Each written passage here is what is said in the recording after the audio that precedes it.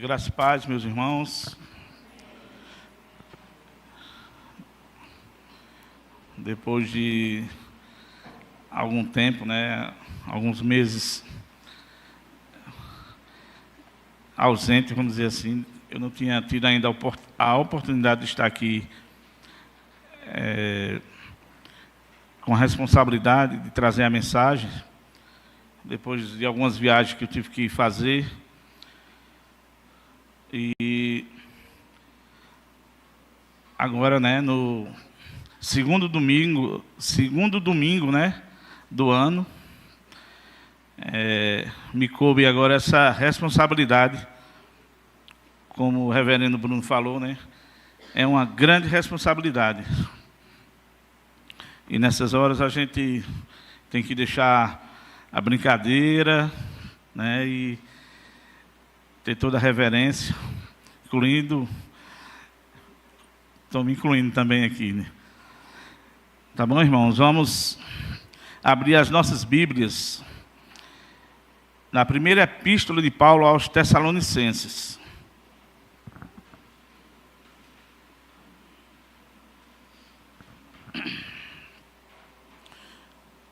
Capítulo 1, e vamos ler do versículo 1 ao versículo 10. Primeira epístola de Paulo aos Tessalonicenses,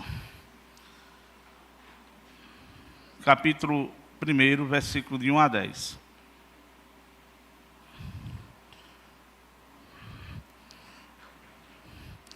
Paulo, Silvano e Timóteo, a igreja dos Tessalonicenses em Deus Pai e no Senhor Jesus Cristo, graça e paz a vós outros. Damos sempre graças a Deus por todos vós, mencionando-vos em nossas orações e sem cessar, recordando-nos diante de nosso Deus e Pai da operosidade da vossa fé, da abnegação do vosso amor e da firmeza da vossa esperança em nosso Senhor Jesus Cristo. Reconhecendo, irmãos amados de Deus, a vossa eleição. Porque o nosso Evangelho não chegou até vós tão somente em palavra, mas sobretudo em poder, no Espírito Santo e em plena convicção, assim como sabeis ter sido o nosso procedimento entre vós e por amor de vós. Com efeito, vos tornastes imitadores nossos e do nosso Senhor, tendo recebido a palavra, posto que em meio de muita tribulação, com a alegria do Espírito Santo, de sorte que vos tornastes um modelo para todos os crentes na Macedônia e na Acaia. Porque de vós repercutiu a palavra do Senhor, não só na Macedônia e Acaia, mas também por toda parte se divulgou a vossa fé para com Deus, a tal ponto de não termos necessidade de acrescentar coisa alguma. Pois eles mesmos, no tocante a nós, proclamam que repercussão teve o nosso ingresso no vosso meio, e como, deixando os ídolos, vos convertestes a Deus, para servirdes o Deus vivo e verdadeiro, e para guardardes dos céus o seu Filho, a quem ele ressuscitou dentre os mortos, Jesus, que nos livra da ira vindoura. Amém. Meus irmãos, peço que os irmãos agora se mantenham com a Bíblia aberta. Eu vou fazer uma pequena introdução aqui sobre essa igreja lá em Tessalônica, mas depois nós vamos para o texto e nós vamos seguir passo a passo, refletindo sobre esse texto lido.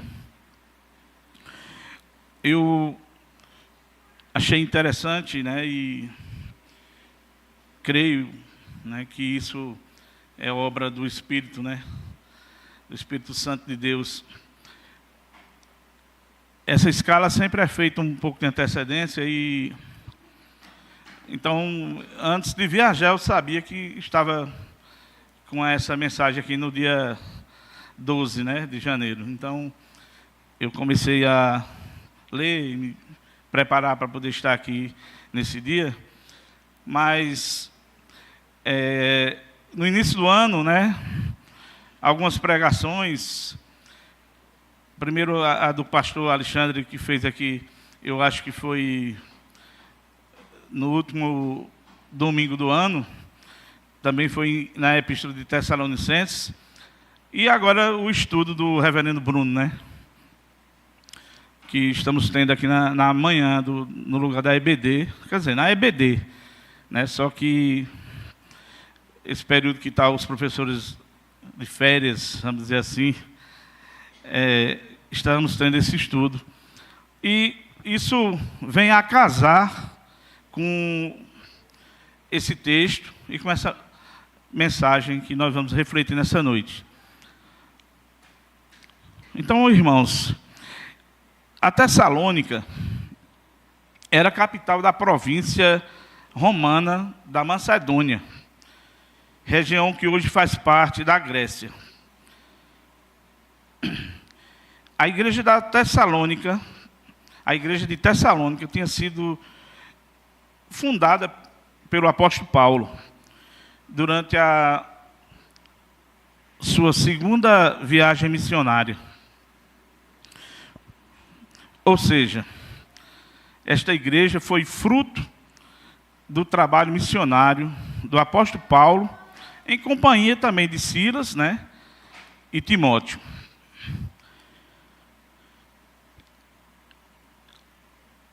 O apóstolo Paulo, ele pregou apenas durante 3 sábados lá em Tessalônica. Apesar do pouco tempo, e do pouco tempo que ele também ficou entre os tessalonicenses, surgiu entre eles uma igreja que se tornou firme e se desenvolvia de forma saudável.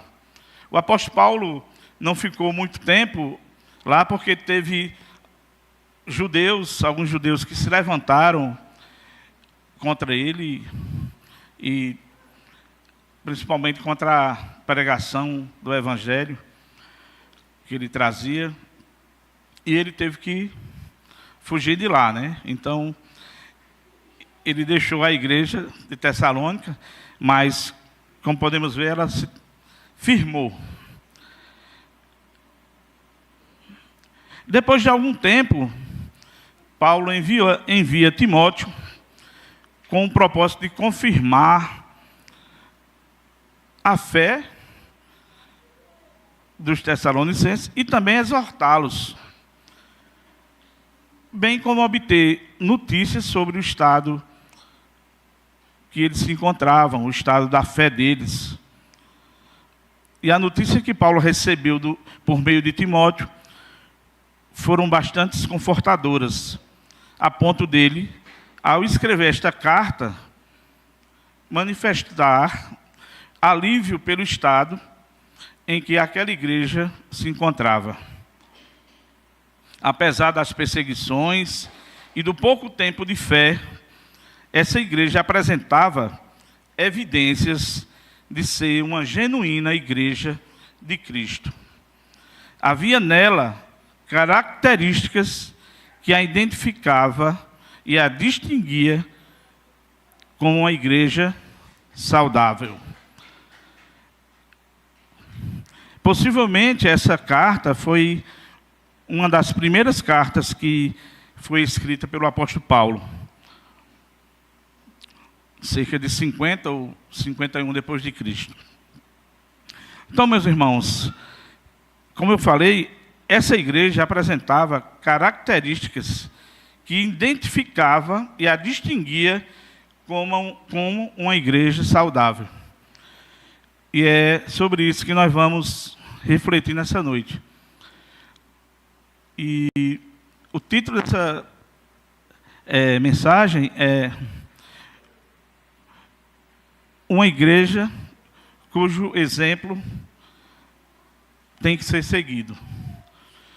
E por que a gente diz isso? O próprio Paulo aqui falou que sede vós imitadores meus, como eu sou de Cristo. Então, nós devemos seguir o exemplo, nós devemos imitar aquilo que é correto, aquilo que é puro e o que é bom, né? Então, passando para o primeiro versículo desse texto, quando o apóstolo Paulo diz assim: Paulo, Silvano, né, que aqui é Silas, esse nome Silvano é o nome latino lá de Silas, mas é o mesmo Silas.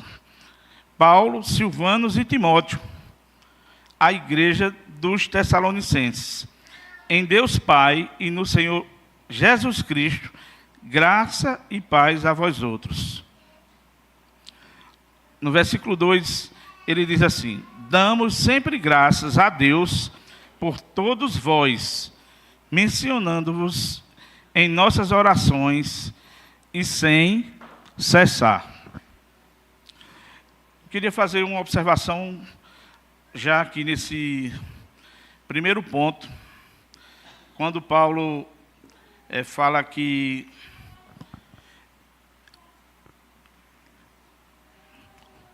dá graças a Deus pelos Tessalonicenses. O que eu quero chamar a atenção para isso aqui, irmãos. Que, apesar de Paulo ser um dos maiores, né, pregadores, ele não se exaltou, ele não puxou aquilo somente para ele, mas ele disse que dava graças a Deus pelos Tessalonicenses. Então, ele reconhece, em primeiro lugar, a soberania de Deus, a vontade soberana de Deus. Então, está sendo muito falado aqui, o reverendo está dando um estudo na EBD pela manhã, falando sobre essa igreja, sobre uma igreja diferente, uma igreja que leve a mensagem, que evangelize, né? E o primeiro ponto, o primeiro passo que eu quero frisar aqui é isso. Primeiro, nós estamos debaixo da soberania de Deus, da vontade soberana de Deus. Que tudo que acontece, primeiro, partiu dali.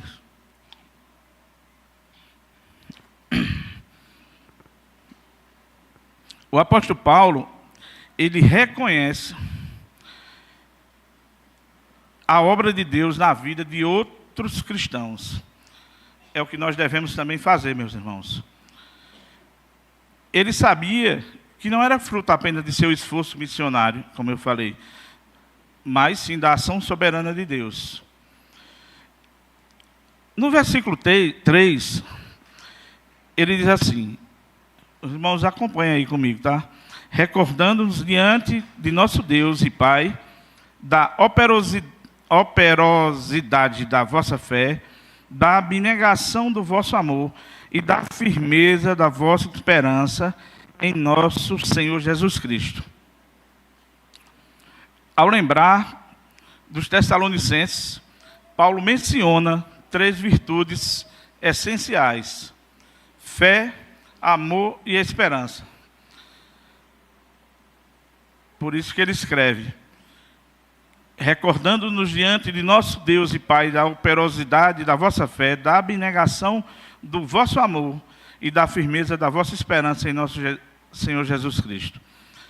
Essas qualidades não eram apenas palavras, né? Eram evidências práticas de uma vida transformada pelo Evangelho. E eu também quero falar um pouco de cada característica dessas aí que ele falou. A primeira dela é a fé operante. A fé que nos leva a agir. Ele dá graças a Deus por causa da operosidade da fé dos Tessalonicenses. Eles ouviram a mensagem por poucos dias, não tinha muito preparo, mas isso não lhes foi empecilho para o trabalho na obra do Senhor. Sua fé era colocada em prática e dava frutos visíveis, sendo reconhecidos pelas pessoas que os cercavam. Se não sabiam ensinar com palavras bonitas a sua fé, então viviam o que aprenderam, e essa vida de fé era a melhor aula que podiam dar. Então, meus irmãos, nós aprendemos, né, que a fé, sem fé é impossível agradar a Deus, né? Também que a fé é um dom de Deus, mas que essa fé, ela também sem obras é morta, né? Então, é um conjunto. Nós precisamos ter fé, mas também nós precisamos agir, né? Nós vamos agir de acordo com a nossa fé. Então, isso aqui é a fé operante. Muitas vezes, o irmão diz, eu não sei pregar, eu não tenho muito entendimento. Mas, muitas vezes, a atitude, a forma que você se comporta, certo? O testemunho que você dá de vida fala mais do que palavras. Muitas vezes a gente fala e às vezes não faz aquilo que fala, né? E também queria abrir um parênteses para dizer isso. Isso que eu estou falando, eu não estou aqui para dizer você não faz isso, você está errado. Não é esse o meu objetivo. O objetivo é de, se nós não fazemos até agora, se nós não fizemos até agora, vamos fazer. Se nós estamos fazendo, vamos continuar fazendo. Vamos continuar fazendo melhor ainda. E esse ano que está se iniciando, nós estamos com muitos projetos, né, para os pequenos grupos, né, que vai ser uma coisa para muitos aqui da nossa igreja, principalmente a igreja presbiteriana, é uma coisa nova. Eu, Rosimério, nós viemos de uma igreja que não trabalhava muito, né, o evangelismo, assim, como outras igrejas fazem na cidade, assim, na rua.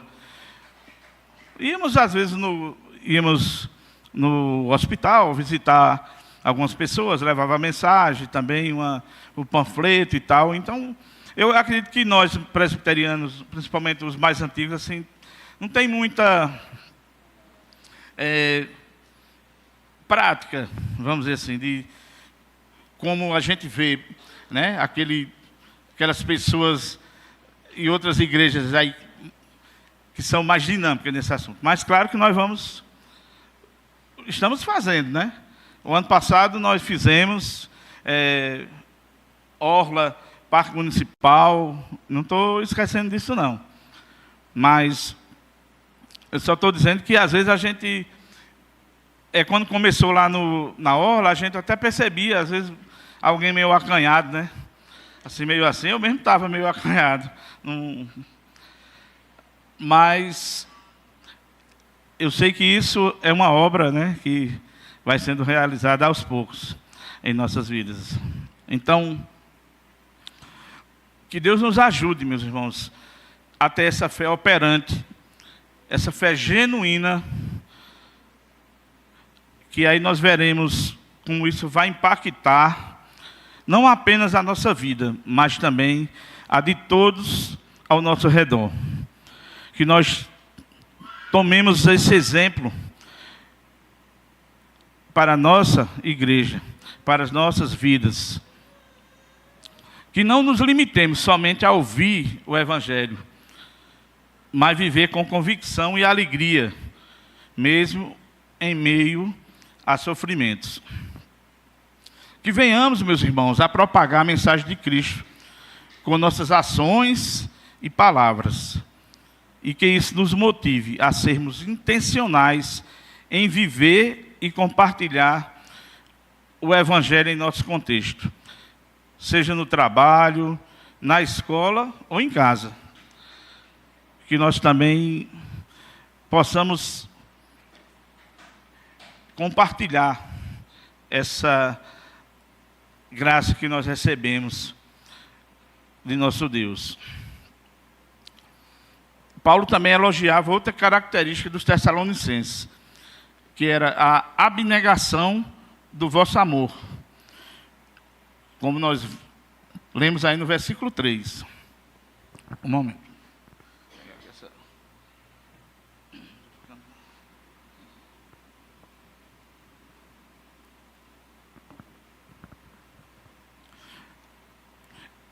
A abnegação do vosso amor. Esse amor que nos impulsiona a servir. Abnegar aqui não é deixar de amar os outros. Por isso, eles faziam muito bem. Abnegar é deixar suas antigas paixões, seu amor pelo mundo e o que ele oferece, e passar a trabalhar com todo o empenho no serviço do Senhor. Isso é a abnegação do amor ao mundo em favor do Senhor Jesus. Como nós vamos ver lá na frente, no versículo 9, o apóstolo Paulo diz que eles deixaram os ídolos para servir a Deus, o Deus vivo e verdadeiro. Que nós também possamos verdadeiramente deixar esses ídolos, né? Muitas vezes esses ídolos vêm de diversas formas. Não é só aquelas imagens de escultura, mas muitas vezes é a televisão, é o cinema, é o jogo de futebol, é o dinheiro, a fama, prestígio, poder, né? Então, que nós possamos fazer como os Tessalonicenses. Vamos nos abnegar desse amor ao mundo para podermos servir melhor ao nosso Deus, ao nosso Senhor Jesus. Outra característica também que Paulo observa nos Tessalonicenses é a firmeza da vossa esperança, quando ele diz: a firmeza da vossa esperança em nosso Senhor Jesus Cristo, que é a esperança que os sustenta em tempos de adversidade, que nos sustenta. Essa palavra esperança, meus irmãos, segundo o dicionário Aurélio, é o ato de se esperar o que se deseja, ou ter expectativa por algo. Biblicamente falando, a palavra esperança assume uma característica muito superior ao esperar por algo. Em Hebreus, capítulo 11, versículo 1, a mídia pode colocar aí esse texto. Hebreus, capítulo 11, versículo 1. Diz que a fé é a certeza de coisas que se esperam, a convicção de fatos que não se veem. A esperança do crente, meus irmãos, é certeza, pois quem fez a promessa, no qual se firma a sua esperança, ele é todo-poderoso e tem todas as possibilidades a seu favor para fazer cumprir o que prometeu. o nosso Deus, ele é fiel à sua palavra. Nenhuma impossibilidade que o faça descumprir o prometido. A esperança é necessária ao ser humano. Quem não tem esperança não sonha com o futuro e não faz planos para a vida. No versículo 4, Paulo fala que reconhece a eleição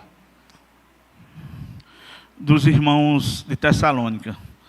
Ou seja, eram pessoas eleitas e salvas por Deus. Eram pessoas que demonstraram em suas vidas que o evangelho que conheceram transformou o seu ser por completo. Muitas vezes, nós nos pegamos assim pensando, como saber se eu sou realmente um eleito, né? Mas o apóstolo Paulo diz aqui que reconheceu eles por aquelas características que a gente falou, né? Que houve transformação em nossas vidas, que nós, a partir daquele momento, nós passamos a agir diferente. E quando nós falamos de eleição, não vou me adentrar muito nesse assunto, não se preocupe. A escolha divina não é um conceito novo, né, meus irmãos? Desde o Antigo Testamento, vemos que Deus separa seu povo para si. Meus irmãos, coloque aí Deuteronômio, capítulo 7, versículos 6 e 7. Quero dar esses dois exemplos somente. No Velho Testamento, diz assim, né? Porque tu és povo santo ao Senhor, teu Deus. O Senhor, teu Deus, te escolheu para que lhe fosses o seu povo próprio, de todos os povos que há sobre a terra. Não vos teve o Senhor afeição, nem vos escolheu, porque fosseis mais numerosos do que qualquer povo. No Novo Testamento, essa eleição se torna ainda mais evidente, como em Efésios, capítulo 1, 4 e 5.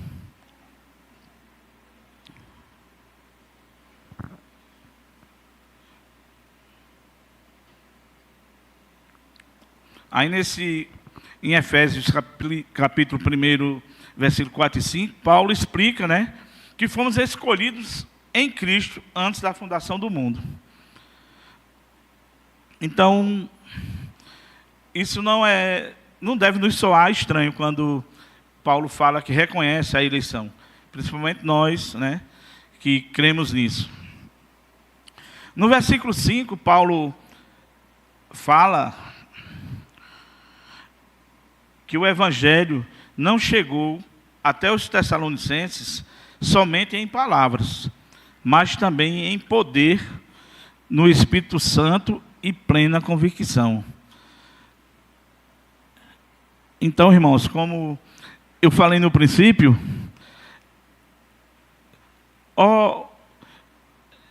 o passo a passo, né? É como acho que vão se encaixando cada coisa, né? Primeiro, a vontade soberana de Deus, né? E a pregação da mensagem aqui para o Paulo. E agora, o poder do Espírito Santo. Sem isso aí, meu irmão, a coisa não vai funcionar.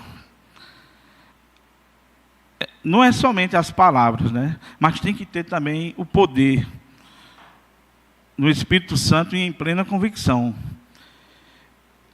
A mensagem pregada, como descrita em Atos 17:3, que foi quando Paulo chega em Tessalônica, né? Foi uma mensagem simples e pura.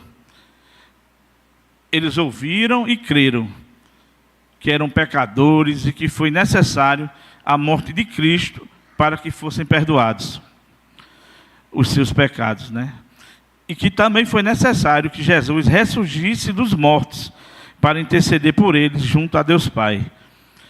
Mas vamos conferir se é isso mesmo. Irmãos, coloca aí Atos 17. E coloque a partir do primeiro versículo, Atos 17. Vamos conferir como foi lá o surgimento da igreja de Tessalônica. Tendo passado por a Anfípolis e Apolônia, chegaram a Tessalônica, onde havia uma sinagoga de judeus. Paulo, segundo seu costume, foi procurá-los e por 3 sábados arrazoou com eles acerca das Escrituras, expondo e demonstrando ter sido necessário que Cristo padecesse e ressurgisse dentre os mortos. E este dizia, ele é o Cristo Jesus que eu vos anuncio. Alguns deles foram persuadidos e unidos a Paulo e Silas, bem como numerosa multidão de gregos piedosos e muitas distintas mulheres. Os judeus, porém, movidos de inveja, trazendo consigo alguns homens maus, dentre a malandragem, ajuntando a turba, alvoroçaram a cidade e, assaltando a casa de Jason, procuravam trazê-los para o meio do povo. Porém, não o encontrando, arrastaram Jason e alguns irmãos perante as autoridades, clamando estes que têm transtornado o mundo. Estes que têm transtornado o mundo, Paulo, Silas e Timóteo, chegaram também aqui, os quais Jason hospedou. Todos estes procedem contra os decretos de César, afirmando ser Jesus outro rei. Tanto a multidão como as autoridades ficaram agitadas ao ouvir essas palavras. Contudo, soltaram Jason e os mais, após terem recebido deles a fiança estipulada. E logo, durante a noite, os irmãos enviaram Paulo e Silas para Bereia.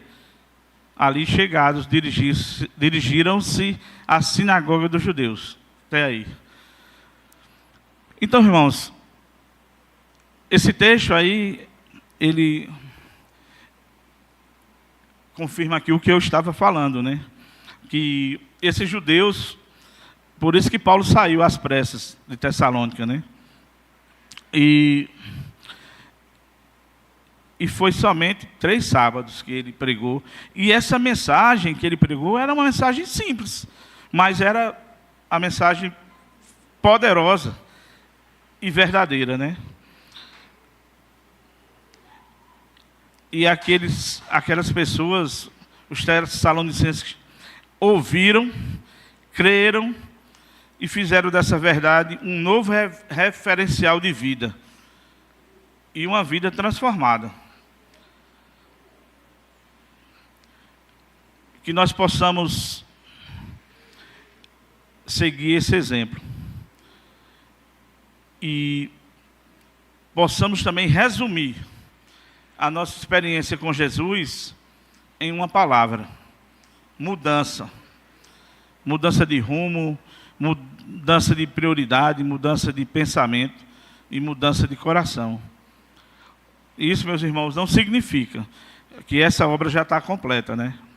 Muito pelo contrário, é uma obra constante e perfeita, no sentido de que cada dia o Espírito Santo faz o que precisa ser feito. E que nós venhamos a entender que nessa obra a batalha é diária e que somos confrontados com o nosso pior inimigo, o nosso eu. Esse, meus irmãos, é o nosso grande inimigo. E que um dia nós possamos dizer, como João Batista falou: convém que ele cresça e que eu diminua. Está lá em João capítulo 3, versículo 30. No versículo 6, podemos ver a resposta dos tessalonicenses ao Evangelho. Essa resposta foi tão impactante que Paulo os descreve como imitadores de Cristo e dele próprio. vamos acompanhar aí o que está escrito aí comigo, no versículo 6.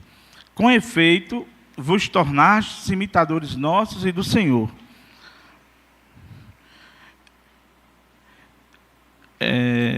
Essa imitação, só até aí, viu?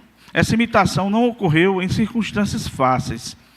Eles receberam a palavra, apesar de muito sofrimento, com a alegria que vem do Espírito Santo. Mais uma vez, né, nós podemos ver o agir, a alegria que vem do Espírito Santo. A alegria é um fruto do Espírito. Isso demonstra que a alegria cristã não depende das circunstâncias externas, mas é uma obra do Espírito. No versículo 7, podemos ver que, além disso, essa imitação produziu um testemunho poderoso, de sorte que vos tornaste um modelo para todos os crentes da Macedônia. Pode acompanhar, irmãos. Versículo 7. De sorte que vos tornaste um modelo para todos os crentes na Macedônia e na Acaia. A fé dos tessalonicenses não ficou restrita à sua comunidade local. Ela ecoou em toda a região, inspirando outros. O evangelho propagou-se de forma tão eficaz que Paulo afirma no final do verso 8 que não havia mais necessidade de dizer mais nada sobre isso. Não havia mais necessidade de acrescentar coisa alguma. No verso 9, Paulo encerra o capítulo destacando o impacto transformador do evangelho na vida dos tessalonicenses. Ele afirma: vocês se voltaram para Deus, deixando os ídolos a fim de servir ao Deus vivo e verdadeiro. Essa conversão genuína era visível e testemunhada por todos ao redor.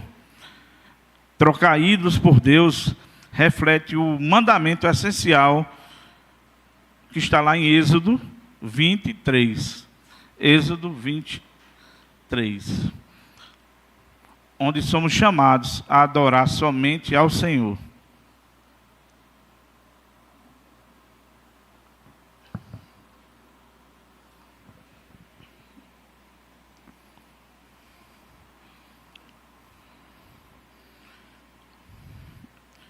Além disso, Êxodo capítulo 20, verso 3. Não terás outros deuses diante de mim. Além disso, os tessalonicenses aguardavam com expectativa o retorno de Jesus. Vamos ler o versículo 10. E para aguardar dos céus o seu Filho, a quem ele ressuscitou dentre os mortos, Jesus, que nos livra da ira vindoura. Essa esperança aponta para o futuro, quando Cristo voltará, trazendo redenção final para os crentes e juízo para os ímpios. Irmãos, e eu quero concluir dizendo que essa combinação de serviço presente e esperança futura é central para a vida cristã. Devemos viver hoje com propósito, mesmo com dificuldades, incertezas e desafios que são constantes e nos assolam todos os dias. Essa esperança nos motiva a perseverar e a servir com alegria, sabendo que nossa verdadeira recompensa está no porvir.